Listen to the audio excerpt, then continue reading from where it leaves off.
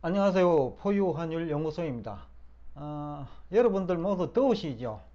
여하튼 밖에만 나가면 찜통 더위니까 더위에 체력 약해질 수 있으니 여러분들도 건강 챙기시고요. 오늘은 지난주 미국 자산시장 전반에 대해서 여러분과 대화를 나누고자 합니다. 주식시장은 지난 1월 이후, 어떻게 보면 지난해 10월 이후인데 지금까지 큰 폭으로 상승을 했죠. 나스닥 100의 경우에는 16,000선을 돌파한 다음에 그 소폭 조정을 해갖고 15,555선에서 끝이 났는데, 선물 기준입니다. 이게 2022년 말 대비로 보면 약 한 46% 상승이거든요. 아마 이것이 7개월 동안 상승한 것을 보면 과거에 이런 일이 있었나 싶을 정도로 약 한 7개월 동안에 큰 폭으로 상승을 했습니다. 그렇지만 이제 대부분의 이제 투자자들, 앞 시간에도 얘기를 했습니다만은, 특히 경영학 전공자들은 오히려 또 희생이 많이 됐을 거라고 추정을 하고 있습니다. 종목별로는 2차전지 같은 경우에는 재미를 봤겠죠. 반도체 분야도 또 재미를 봤겠고, 그렇지만은 지수 쪽에서는 대부분이 경제 경영을 전공하신 분들은 대부분 실패한 거 아니냐 라는 생각도 하고 있습니다. 전주 대비로는 약 0.1% 하락을 했습니다.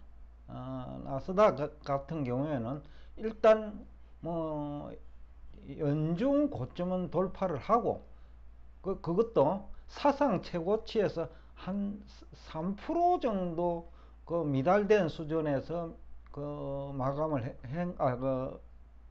상승했다가 15,555로 마감을 했는데, 엄청난 상승률이죠.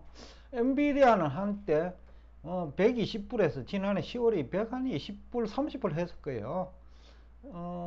근데 지난주 한때 480불까지 올라갔으니까 거의 300% 가까이 올라간 거죠. 그렇지만 이제 오히려 반도체 인버스 투자한 사람도 있을 거고요.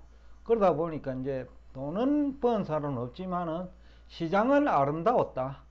특히 다우존스 같은 경우에도 34,000, 지난 주말에는 금요일이네요. 지난주니까 34,657에서 한때 35,600선까지 갔다가 2.5% 상승했죠. 약간 주간 단위로는 약 한 2.1% 상승을 했는데, 전체적으로는 이제 다우존스가 그래도 가장 주간 단위로는 상승폭이 크고, 나스닥은 주간 단위로는 0.1% 하락, 그 다음에 S&P 500도 조금만 상승해서 2% 정도. 근데 중소기업이 집단이라고 집단인데, 러셀 2000은 조금 또 나스닥처럼 조금 상승 또는 하락 정도, 약보합 또는 강보합 정도 아닌가 싶어요. 어떤 정시 전체적으로 보면 이제 제가 앞전에도 얘기했지만 7월 중순, 7월 20일까지 일단 큰 흐름이 긍정적인 영향을 미치고, 지금 이제 휴가를 앞두고 있기 때문에 조금 조정 국면에 진입할 수도 있다는 생각을 하고 있습니다. 물론 조정 폭은 크지는 않을 거예요. 그렇지만 이제 그동안 너무 많이 올랐기 때문에 한 5% 정도 조정은 생각해 볼 수 있다고 보는데, 8월까지는 어떤 그 정도로 우리가 주식시장을 이해하면 되지 않을까 싶고, 그 다음에 에너지와 곡물 시장의 변화가 있어요. 유가 같은 경우에는 4주 연속 상승을 했는데, 여러 가지 이유가 있을 거예요. 지금은 에너지 공급이 타이트한 측면도 있어요. 미국 에너지청에서 약 한 2주 전에 그 얘기를 했을 거예요. 향후 그 석유 공급이 타이트하다. 그러니까 재고도 지금 지난 21일 기준으로는 재고도 조금 전주 대비 감소한 것 같더라고요.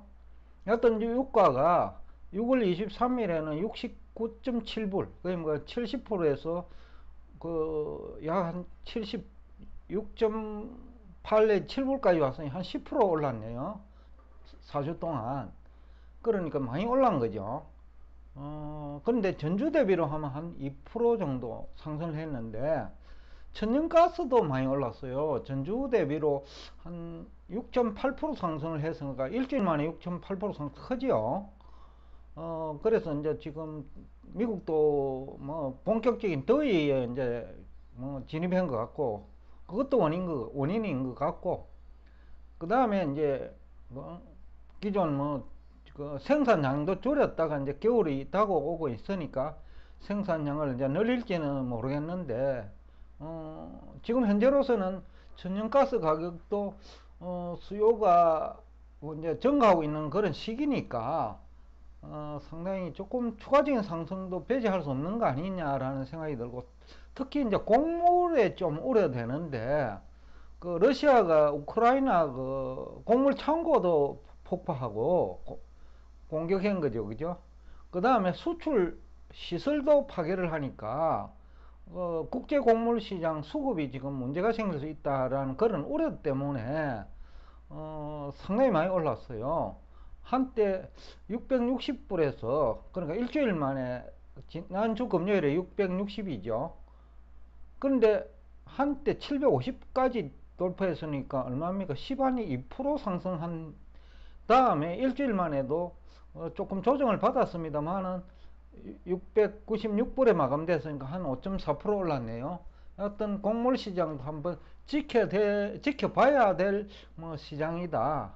일단 원자재 시장 쪽에서 조금 변화는 좀 있을 것 같다라는 생각이 들어요.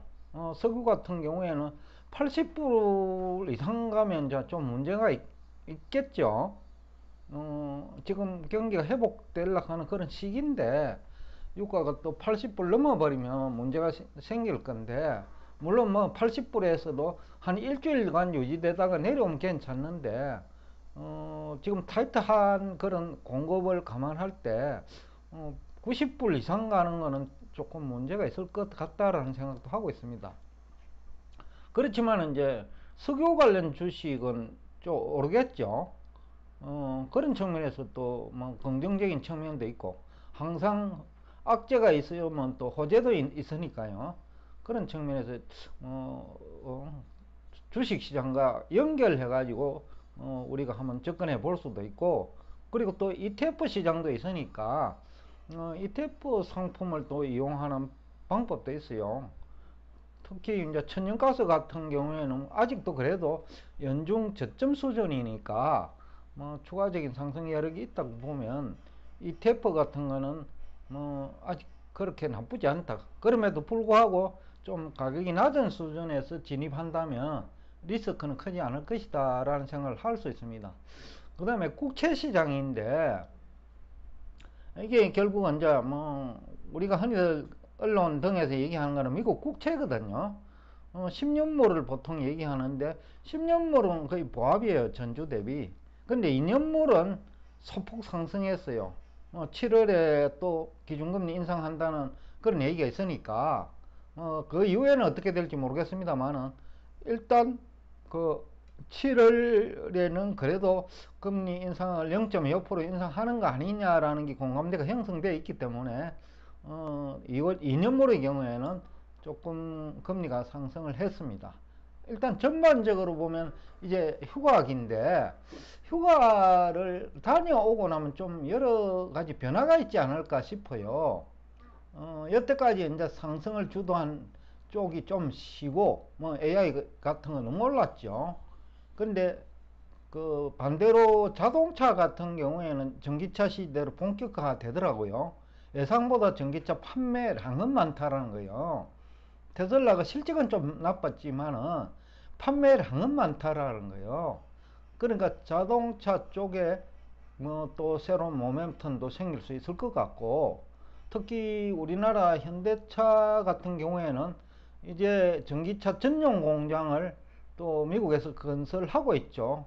특히 우리 현대차 중에서 가장 그래도 인기 있는 차종이 제네시스 쪽인데 그 전용 공장도 미국에서 생산 시설을 확충하는데 얼마 남지 않은 것 같아요. 가동하는데 한 1년 정도면 부품이라든지 이런 게 또 필요하니까요.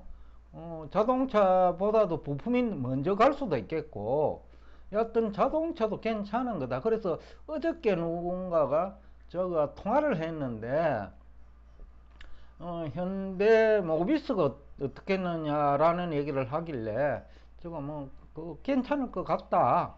그러나 조금 조정을 받았으면 좋겠다. 한 4주 연속 올라간 것 같더라고요.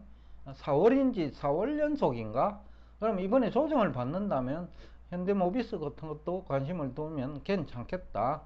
구체적인 진입 가격은 여러분들이 저보다 더 잘 알 테니까 여러분들 정하면 될 거고 그런 식으로 접근하면 될 것 같고, 일단 여름 휴가철이 지내고 나면 조금 시장에 변화라 하면 변화인데, 그러니까 테마도 좀 변할 수 있고, 그 다음에 또 여태까지 소외된 것도 또 오를 수 있고, 여러 가지 좀 다른 시장이 되지 않을까, 그런 측면에서 한번 여러분과 대화를 나눠봤습니다. 오늘도 끝까지 경청해 주셔서 대단히 감사합니다. 그리고 여름 휴가 여러분 잘 보내시고, 저도 한 10일 동안 좀 쉬는 시간을 마련하고자 합니다. 지금 조정을 받는 시기에는 쉬는 것도 투자다 라는 얘기를 하면서 오늘 여기서 끝내겠습니다.